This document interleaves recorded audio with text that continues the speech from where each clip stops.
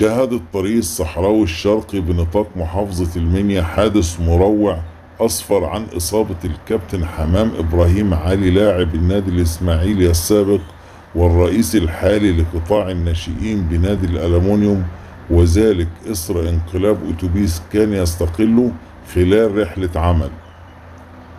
وتلقى رجال الإسعاف والنجدة بلاغا بالحادث فانتقلوا على الفور إلى موقعه، حيث جرى نقل المصابين إلى أحد المستشفيات بمحافظة المنيا لتلقي الرعاية الطبية اللازمة.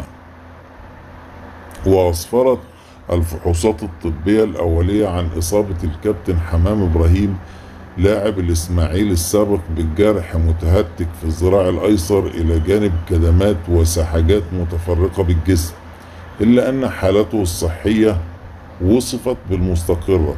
وأكدت مصادر طبية داخل المستشفى أن اللاعب السابق يتلقى الرعاية على أيدي فريق طبي متخصص، موضحة أنه يخضع لفحوص شاملة للتأكد من عدم وجود مضاعفات أخرى.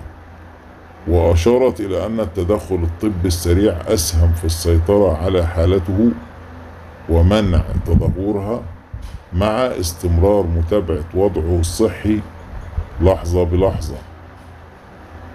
وقد أثار خبر الحادث حالة من القلق بين جماهير النادي الإسماعيلي وعشاق كرة القدم المصرية، لما يتمتع به اللاعب حمام إبراهيم من مكانة كبيرة في الوسط الرياضي، فهو أحد أبناء النادي الإسماعيلي البارزين الذين ساهموا في مسيرة الفريق خلال سنوات سابقة قبل أن يتجه للعمل الإداري والفني في قطاع الناشئين.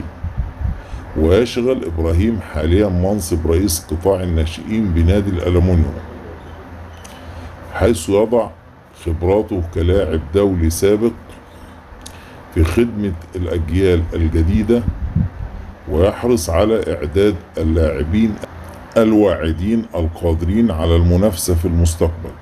وقد شهد القطاع تحت قيادته طفرة واضحة في مستوى الأداء والانضباط، مما جعله يحظى باحترام واسع من زملائه وإدارة النادي.